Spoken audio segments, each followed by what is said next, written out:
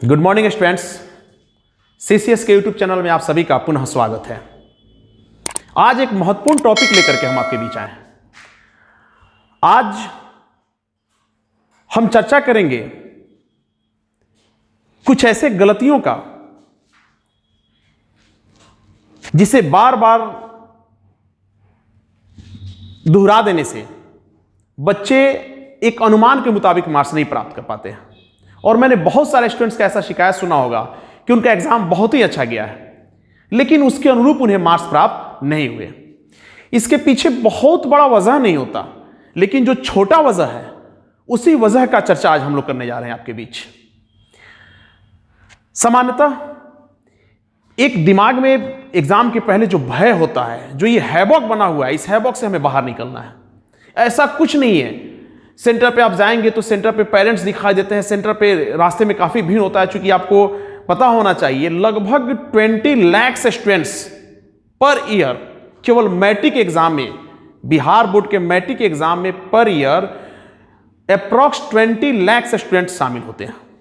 तो ये 20 लाख स्टूडेंट्स अगर रोड पे आ जाएं एक दिन एक समय, तो ये क्राउड दिखेगा। और ये जो भीड़ दिखाई देता है, इस भीड़ से थोड़ी सी हमारी घबराहट बढ़ जाती है। तो ये भीड़ किसका है? ये भीड़ आपका है। इस भीड़ से आपको नहीं घबराना है। पॉपुलेशन जिस रफ्तार में बढ़ रहा है तो बच्चों की संख्या बढ़ेगी।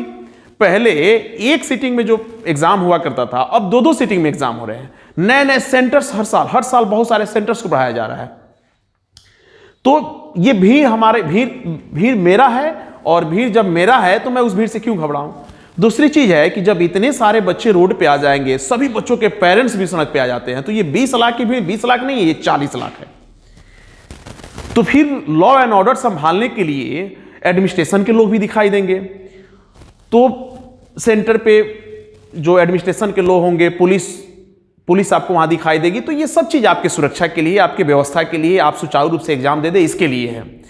अब बिहार बोर्ड वो पुराना बोर्ड नहीं रहा जहां बच्चे नकल चीज। तो अगर देखा जाए तो नकल सबसे नकल फ्री अगर एग्जाम हो रहा है तो बिहार बोर्ड इस तरह का एग्जाम ले रही है।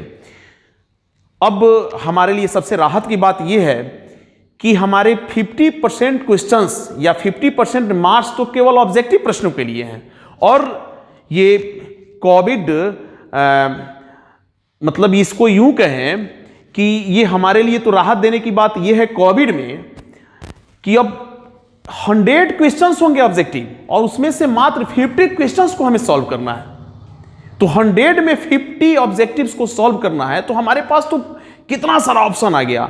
मुझे पूर्ण विश्वास होगा कि आप सब बच्चों ने निश्चित रूप से एक एक सब्जेक्ट के लिए 400-500 ऑब्जेक्टिव को आपने देखा होगा। तो आप निश्चिंत रहें, आपने जो ऑब्जेक्टिव बना लिया है उसी ऑब्जेक्टिव से ही सवाल आएंगे। और निश्चित रूप से अगर आपकी पकड़ ऑब्जेक्टिव प्रश्नों पे अच्छी है तो आप 100% ऑब्जेक्टिव को सॉल्व कर लेंगे। तो 50 नंबर तो आपके ऐसे ही हो गए। अब रहा सब्जेक्टिव।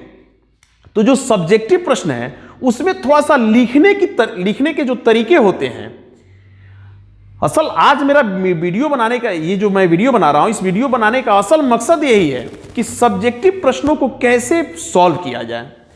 क्योंकि होता क्या है, बच्चों को लगता है कि काफी कम समय है, ये आप दिमाग से निकालें। थोड़ा सा अगर एक मैथ्स को लेकर के देखें, हालांकि वो भी कोई मैटर नहीं है, आपको सवाल पढ़ने के लिए बोर्ड एक्स्ट्रा समय देती है।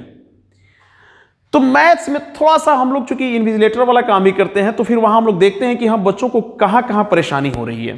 तो परेशानी थोड़ा सा मैथ्स में ये लगता है ना, लोगों बच्चों को शिकायत होता है कि सर टाइम तो मिला, बट क्या होता है ना, जो नेक्स्ट जो रेस्ट जो सब्जेक्ट है उसमें क्या है, बना करके भी आराम से बच्चे पर, हमने ऐसे अनेक से बच्चों को देखा है कि सवाल सॉल्व कर लिए और आधा घंटा, एक घंटा आराम से सोए हुए हैं बेंच पे। हम लोग भी कहते हैं भाई अब क्या करोगे, आराम से बैठ जाओ।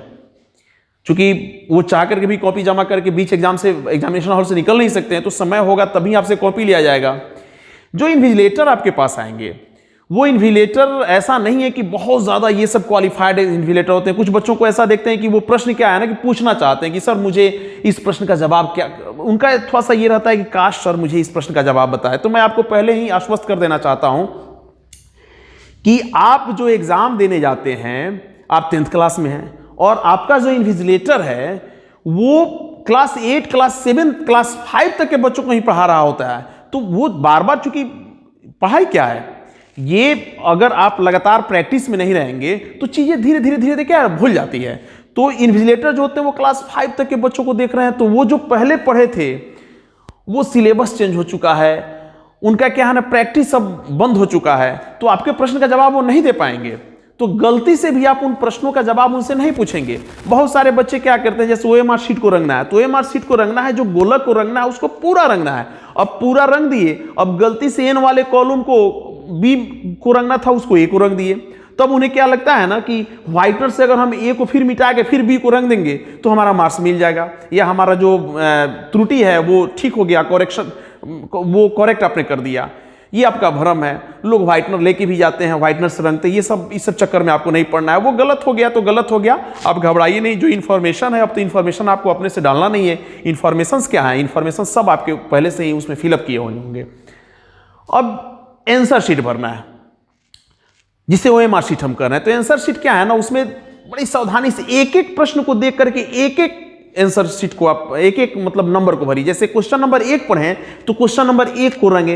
अब क्या होता है ना, कभी कभार हमारे दिमाग में होता है कि अच्छा 1 का आंसर A है, 2 का आंसर B है, 3 का आंसर C है, 4 का आंसर D है, तो हम A B C D ऐसे रंग दिए। ऐसा गलती कभी भी नहीं करेंगे। ऐसा गलती करना समझ जाइए कि आप बहुत बड़ा मिस कर रहे हैं। एक प्रश्न को देखिए, फिर उसमें OMR शीट में 1 को रंगे, फिर दूसरे को या तीसरे चौथे को देख रहे हैं तो यहां नंबरिंग मिला करके रंगे। बार बार प्रश्न का नंबर मिलाते रहना है।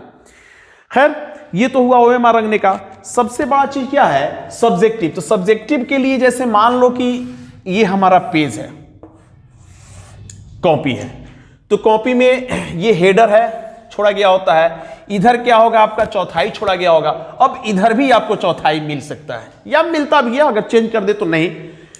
तो ये जो एरिया हमारा है, इसी एरिया में हमें काम करना है। आप पेन की अगर बात है तो आप 2 पेन का यूज, 2 कलर मतलब ब्लू और ब्लैक का एक साथ यूज कर सकते हैं। एकदम निश्चिंत होकर के यूज करेंगे, रेड पेन का यूज नहीं करेंगे। आपको अगर कोई टॉपिक लिखना है तो उसको ब्लैक से लिखें या ब्लू से लिखें, तो फिर बाकी मैटर को क्या करना है, ब्लैक से लिखना होगा। तो 2 पेन का आप यूज कर सकते हैं। कलम का यूज करते समय एक बात का जरूर ख्याल करें कि वो कलम जेल पेन नहीं होना चाहिए, बॉल पेन होना चाहिए। OMR शीट में जो गोलक है, गोलक को भरने के लिए वो अपना समय वो तो उसके लिए भी हर हाल में बॉल पेन ही होना चाहिए, लेकिन उसका पॉइंट थोड़ा सा मोटा होना चाहिए। तो मार्केट में आप खोजेंगे 0.6 पॉइंट्स वाला अगर जो आएगा तो उसको आप खरीदें, और वो मार्केट में मिलता भी। आप केवल कह दें कि हाँ OMR शीट रंगना है, तो फिर वो दुकानदार आपको दे देते हैं। पेन अच्छे क्वालिटी का होना चाहिए। अच्छा क्वालिटी के पेन में ये खूबी होती है कि अंत तक उसका जो लिखावट है ना, लिखावट में जो इंक है, वो इंक की मात्रा कम। कुछ कलम क्या होता है ना, जब हाफ इंक तक उसका खत्म होगा तो फिर वो क्या होगा, पतला चलना शुरू होगा। तो ऐसे पेन का यूज नहीं करना है। ये चौथाई पहले से है, चारों तरफ से छोड़ा गया है। आपको न तो इस कॉलम में कुछ करना है, न इस कॉलम में करना है, न इस कॉलम में कुछ करना है। अगर आप आंसर लिखना शुरू करते हैं तो उत्तर अगर 1 का लिख रहे हैं तो उत्तर 1 डाल दें, और फिर आप यहां से आंसर लिखना शुरू करें ऐसे। जहां आपका खत्म हो, अगर यहां खत्म हो तो फिर पूर्ण विराम। अब इसके बाद क्या है, उत्तर 2 लिखना है, तो यहां कम से कम 3 लाइन क्या करना है, आपको छोड़ देना है। और फिर यहां पे आप लिखेंगे उत्तर नंबर 2, तो 2 लिखेंगे तो 2 आप यहां पे ऐसे कर दें, और फिर यहां से लिखना शुरू करें। ये जहां खत्म हो, तो ख्याल है प्रत्येक प्रश्न के बाद कम से कम 3 पंक्ति छोड़ देना है। एक्चुअली ये पंक्ति इसलिए छोड़ा जाता है कि आपके आंसर का जो भी कमेंट्स होगा, आपके जो एग्जामिनर होंगे, इसी जो स्पेस आपने छोड़ा है, इसी स्पेस में उस कमेंट्स को उन्हें लिखना होता है। तो यहां पे ये जगह छोड़ना एकदम आपके लिए अनिवार्य हो जाता है। तो ये काम आप जरूर करेंगे। पॉइंट्स लिखने के क्रम में क्या होता है ना, जैसे कोई आर्ट्स का, आप अगर आर्ट्स का कोई पेपर आप सॉल्व कर रहे हैं, तो वैसे स्थिति में क्या होता है, कुछ पॉइंट्स आते हैं। जैसे मान लो कि प्रश्न है कि प्रथम विश्व युद्ध के क्या कारण थे, तो प्रथम विश्व युद्ध का इंट्रोडक्शन आपने दे दिया। मान लो कि उत्तर नंबर 1 में था, सॉरी प्रश्न नंबर 1 में, यहां उत्तर नहीं लिखना, उत्तर यहां लिखना है। उत्तर नंबर 1 में लिखा प्रथम विश्व युद्ध के निम्नलिखित कारण होते हैं, तो आप यहां से क्या करें, यहां से आपने लिखना शुरू किया प्रथम विश्व युद्ध के निम्नलिखित कारण होते हैं, यहां खत्म हुआ। तो निम्नलिखित कारण होते हैं, तो जो आपका पहला पॉइंट होगा, इसी पॉइंट के लिए आपको क्या करना है, कलम को चेंज कर देना है। और यहां मान लो कि आपने लिखा कि राजनीतिक कारण, क्या लिखा? राजनीतिक कारण। तो ये जो राजनीतिक कारण लिखेंगे अभी यही से पैराग्राफ चेंज होना चाहिए। जो जब भी जो छोटा छोटा पॉइंट होता है वो पैराग्राफ चेंज करके ही, छोटे छोटे पॉइंट्स को कभी भी पैराग्राफ चेंज करके ही लिखा जाता है। फिर आप यहां से यहां तक लिखना शुरू किए और मान लो कि दूसरा है सामाजिक कारण, तो फिर इस सामाजिक कारण के समय क्या करना है? पैराग्राफ चेंज कर देना है। तो ये सामाजिक कारण, फिर इसके बारे में आपने लिखना शुरू किया। फिर अगर तीसरा है आर्थिक कारण, तो ये पैराग्राफ चेंज जो हम आप देख रहे होंगे कर रहे हैं सब एक सीध में होगा। ऐसा नहीं है कि कुछ बच्चों का भ्रम क्या होता है ना कि जहां सेंटेंस खत्म होगा, पूर्ण विराम होगा, वहीं से पैराग्राफ चेंज शुरू करेंगे। ऐसी गलती भूल के भी नहीं कीजिएगा। देखिए साफ, स्वच्छ और जो तरीका होता है लिखने का, अगर उसका आप इस्तेमाल करेंगे तो सामने एग्जामिनर जैसे ही चीजों को देखता है, आंसर शीट को देखता है, तो उससे लगता है कि जो बच्चे इन सारे रूल्स का पालन किए हैं तो एक साइकोलॉजिकल उनके अंदर बड़ा पॉजिटिवनेस आता है, ये सकारात्मकता उनके अंदर आता है। और ये सकारात्मकता के साथ जब वो कॉपी जांच करते हैं, सिंपल सा चीज है कि आपको भूख लगी, आप खाना खाने बैठे हुए हैं, तो प्लेट में जो व्यंजन डिफरेंट टाइप के होंगे, तो डिफरेंट टाइप का व्यंजन और खुशबू देख करके पहले ही हमको आभास हो जाता है कि खाना का टेस्ट कैसा होगा। ठीक वैसे ही जब किसी एग्जामिनर के सामने आपका आंसर शीट रखा जाता है, कॉपी रखा जाता है, आंसर बुक रखा जाता है, तो देख करके ही प्रथम नजर में तो वो देख के ही समझ जाता है कि हाँ स्टूडेंट कैसा होगा और इसने कितने अच्छे ढंग से इसको लिखा होगा। अंदर क्या है ये बात की बात है, लेकिन फर्स्ट वो देखता है कि इसने कैसे तैयार किया है। तो ये जो एग्जामिनर को क्या करना है ना, अट्रैक्ट करना है। एग्जामिनर को अट्रैक्ट करने के लिए आपका वहां चेहरा नहीं दिखेगा, आप क्या जानते हैं वो अभी नहीं दिखेगा, आप क्या लिखते हैं और कैसे लिखते हैं ये चीजें दिखाई देगी।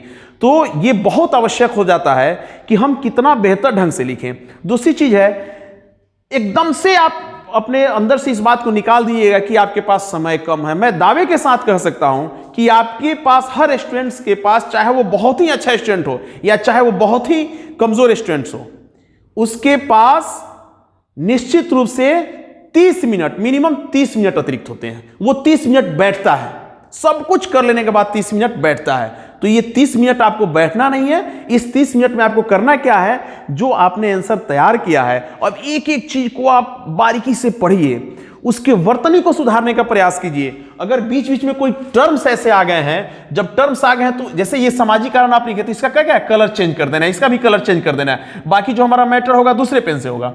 तो इस बीच में आप लिखते लिखते गए, हो सकता है कुछ ऐसे शब्द आ गए कि वो शब्द लग रहा है कि नहीं बहुत इंपॉर्टेंट टर्म्स है, तो उस टर्म को क्या करें आप, इन्वर्टेड कोमा से बंद कर दें। तो जितना कुछ, मतलब अक्षरों में क्या है ना, जितना गहना, जितना आभूषण आप दे दें, तो इससे क्या होगा, वो और खूबसूरत दिखेगा, वो खिलेगा। और जब खिलेगा तो सामने वाला भी क्या है ना, खोल करके आपको नंबर देगा। तो इस तरह से बहुत सारे ऐसी चीजें हैं, फिर मैं अगले वीडियो में आपको बताऊंगा और क्या क्या सावधानी आप बरतेंगे कि आप बहुत ही बेहतर नंबर प्राप्त कर सकते हैं। आज के लिए बस इतना ही। हमारे YouTube चैनल को सब्सक्राइब करें तथा बेल आइकॉन को अवश्य दबाएं।